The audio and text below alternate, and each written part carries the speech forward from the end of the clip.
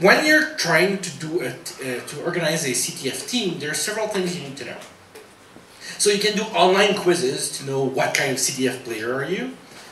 But first you need to know yourself. So all people, as we do CTF, we have different perks, different ways we face challenges.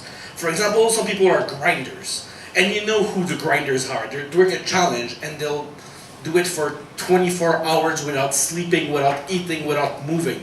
They'll be working on that challenge and they'll know. They're almost within an inch of solving it. They'll be working on it for hours and hours and they won't stop. They'll have it in a minute. And of course, sometimes they don't have it. So you need to know, if you're a grinder, you need to know yourself, to know perhaps you need to stop, perhaps you need to talk with your team. The other way around, they're what we call pollinators. Pollinators are people who like to see a challenge here, and oh, I'm not sure I really understand it. Let's move to a new challenge.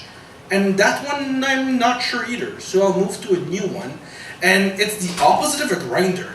Pollinators will do challenges and more challenges. They'll start challenges, but never complete any of them. And if you know that's what the kind of person you are, then you need to know perhaps you need to focus on a challenge you know you master. There are drinkers, yeah, and there are domain experts. Domain experts are expert in one subject. And no matter what the subject is, they find out that no matter what the competition is, there's not enough of that category. So you could be at DEF CON Quals and say there's not enough binary, or you could go at NorthSec and say there's not enough web. But some people are expert in one single type of challenge, and they will only do those ones. And all those, perhaps, as you see those types of people, you know you're mostly a pollinator with perhaps a drinking side, or perhaps you're a domain expert, but you're trying to do web or something like this. But you need to know yourself what you are so you can manage as a team. Now, so now that you know yourself, you need to know your team. So how do you build a good team? I'm going to give you a recipe I think works now for teams of 8. As a coincidence, NorthSec has teams of 8. So, team leader. So what's the role of a team leader? Team leader is not the most technical person, but he's the leader. He has communication skills. He knows, he makes sure everybody's working and having fun. Some people can get so deeply in a challenge, they won't take walks, they won't take pauses, and they would be much more efficient if they were having a break. So that's the team leader role, saying, look, perhaps just go take a walk, 5 minutes, it'll be much better. But the team leader is making sure that people are having fun, people are really talking to each other, because communication is a key. So often in a CTF, we learn after the fact, after the challenge is solved, that 2 people in our team were working on the same challenge, but didn't talk to one another. And most often than they're not, they both had half of a challenge, but none could find the other half. So if we talked to each other, we would have found a solution. So the one role of a team leader is making sure people communicate. One trick we use as a team leader is we have a Google Doc to share documents. And share, like we have one Google Doc for a whole team, where we write our solutions and our challenges so we make communication better. Also in some CTFs we have some resource management. So in some CTFs we have money we can spend for hints or for DDoS or for some other things. That's the kind of thing a team leader would do. Alright, so that's the role of a team leader. Now the domain expert. So the domain expert is an expert in one domain. It could be the cryptography expert, it could be the web or the binary or reversing or forensics expert, and that guy knows his tool. That person, the domain expert, knows what the tools are, what are the latest and greatest attacks, what are the latest and greatest tools, what's the research, what are the academic papers on that subject. So that's the domain expert. Now, of course, not all of us are team leaders or domain experts. There's what we call the lost causes department. And now the lost causes department, while it doesn't sound as sexy as domain expert, is actually the group that makes the most flags. Domain experts are people who know how to Google, people who know how to script, and how to keep an open mind. So whereas the expert could struggle in a challenge because he has bias based on his experience, a lost cause person will work and see with a set of fresh eyes how to address that challenge. And I strongly believe that 2 people working on a challenge is much more efficient than 2 people working on 2 challenges alone by themselves. So the lost causes department, while people say it might not have the glamour of an expert or a team leader, they're in fact the ones making the most points. They're the ones Googling, helping one another, trying things. It's really an important part of a team.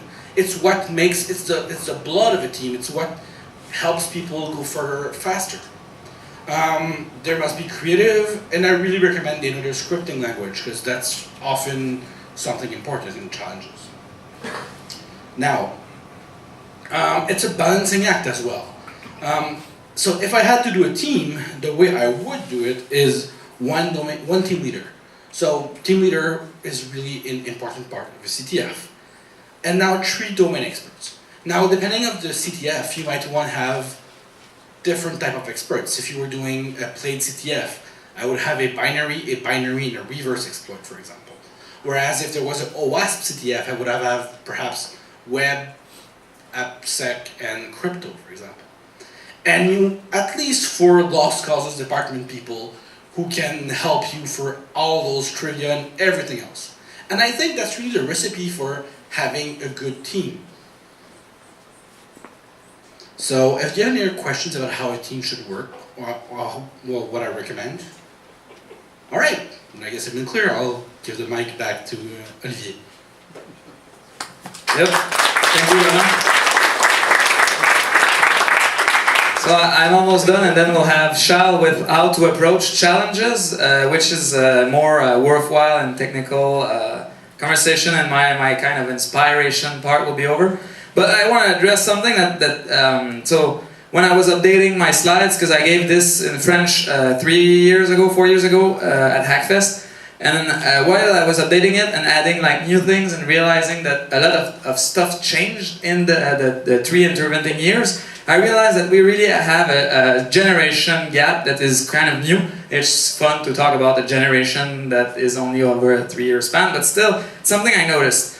The way I thought I would compare it is the Star Trek people. So, the first generation people, challenges were easier, some competitions were really poor, we were obnoxious, always drinking, and yet we still won. So we're kind of the generation that had it easy, you know, the baby boomers, if you want, of the CTF players.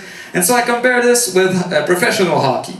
Professional hockey in the 70s, the guy was smoking a pack of cigarettes a day, and yet they won Stanley Cups. You know, it was like Guy Lafleur is such an example, famously notable for being a smoker, and he was like the top scorer of the league and stuff like that.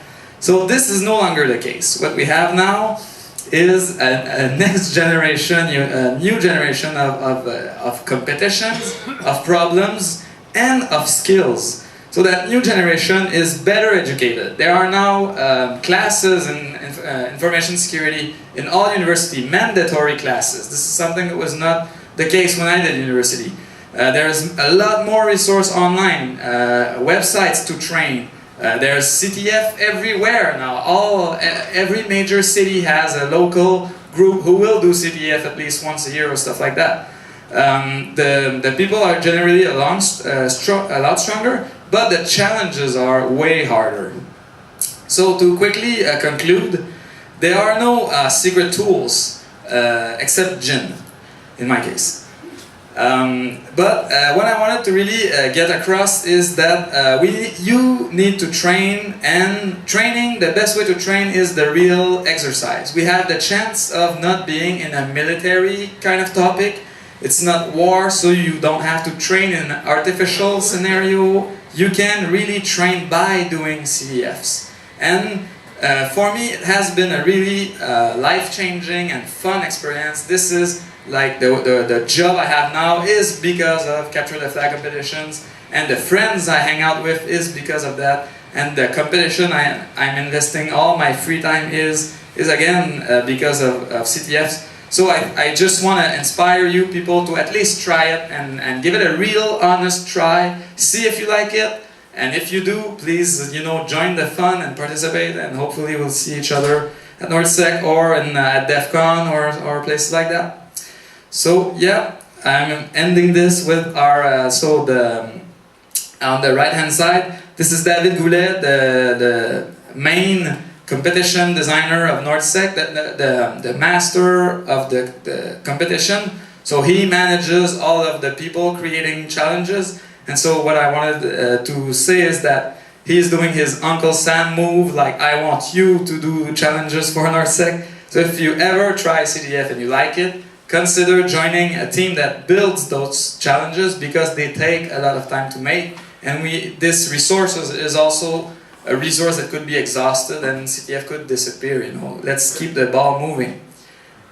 So with this, these are the links. Again, the slides will be provided, there's video, so don't rush. These are hyperlinks, so you don't actually see the URLs, but they'll be available to you, so don't stress out. And with this, my first part about CTFs is over, and I'll give the floor to Frédéric, who is going to do a bit about Know Your Enemies.